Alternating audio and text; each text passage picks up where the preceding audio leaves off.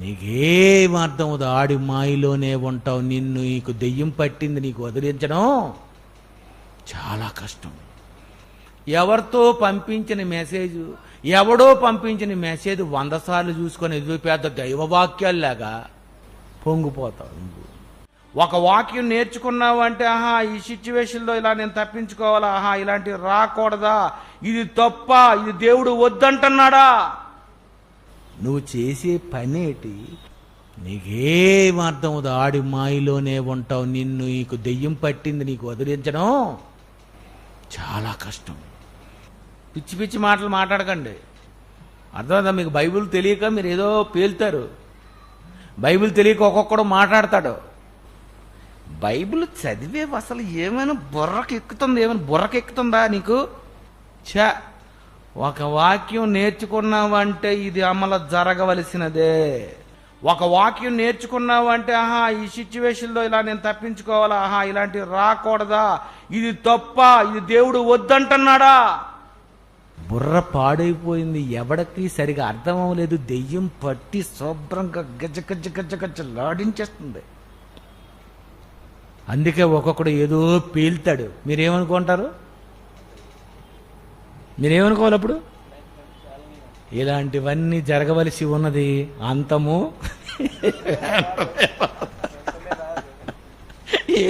రాడు. నేను అడగాడు కూడా వాళ్ళతో నవ్వుకుంటాను బయటకన్నా. కానీ ప్రేమైన దేవుని పిల్లరా, కలుగబోవు బహుమానము యందు దృష్టి ఉంచెను. అది చదవలేదు 26 లాస్ట్. కలుగబోవు బహుమానము యందు దృష్టి. అబ్బా, అది దృష్టి. అది ఎక్కడ ఉంచాలి? దాని మీద దృష్టి. దేవుడు నాకు స్వర్గములో అక్కడివ్వాలి. ఇదా నా వెంట్రుకతో సమానమని కట్ చేసేయాలి.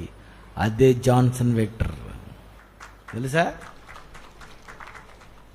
ఎక్కడికక్కడ లేపే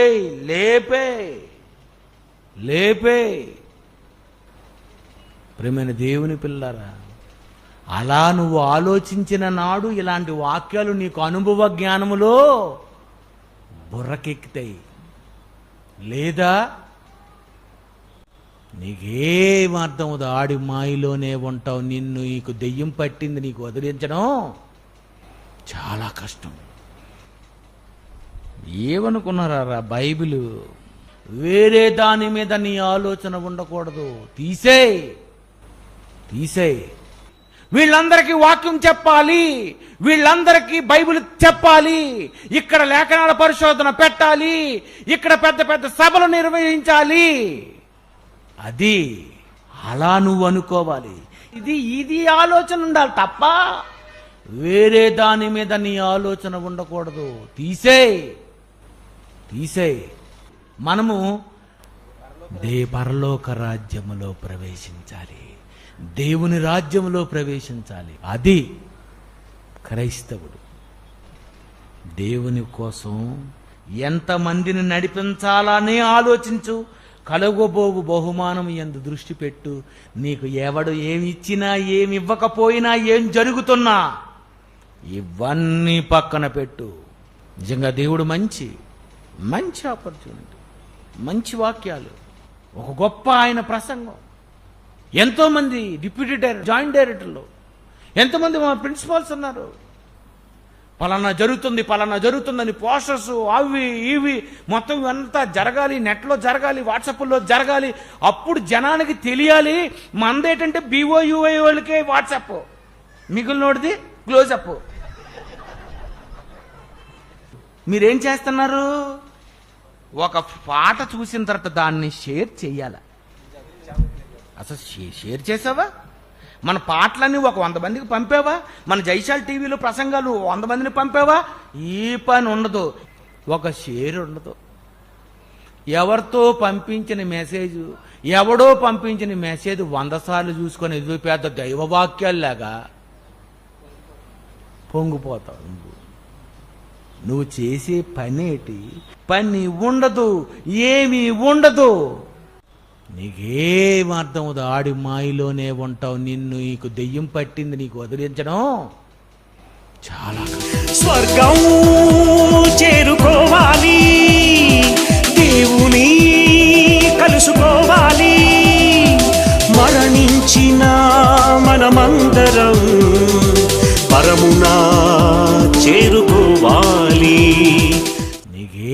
ఏమర్థం ఆడి మాయలోనే ఉంటావు, నీకు దెయ్యం పట్టింది, నీకు వదిలించడం చాలా కష్టం. అయ్యో వేషధారులైన క్రైస్తవులారా, సున్నము కొట్టిన సమాధిని పోలి ఉన్నారు. బయటికి నీతిమంతులుగా కనబడతారు, విషముతోనే నిండి ఉంటారు. అయ్యో దేవుని ఎరుగని సమస్త జనులారా, ప్రతి పాపము చేయుటకు పరుగున పోగుచున్నారు.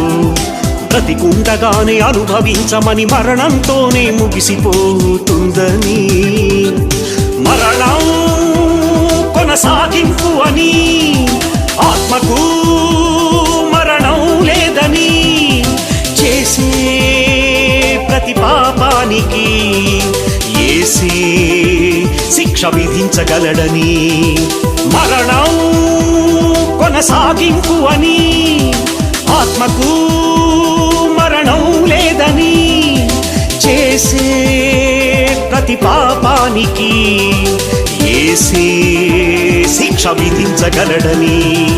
సర్పములారా సర్ప సంతానమా, నరక శిక్షను తప్పించుకోగలరా?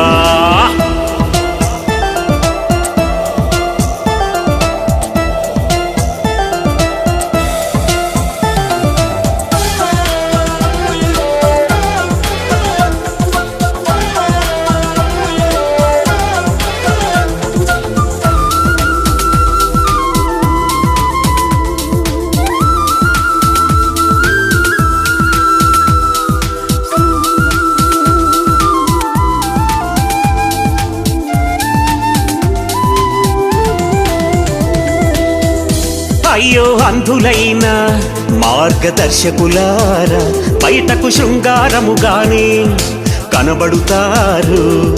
దోమ లేకుండా బడియను గట్టి ఒంటెను మృంగువారు మీరు. అయ్యో వేషధారులైన పండితులారా, దేవుని దివ్య వాక్యమును కలిపి చెరిపెవారలారా, కల్పన కథలను బోధించి కన్న తండ్రిని వేధిస్తారు. ప్రభు యేసుని నమ్ముకొని పాపాన్ని కడిగేసుకొని నిర్దోషులుగా బ్రతికి నరక శిక్షను తప్పించుకొనుడి.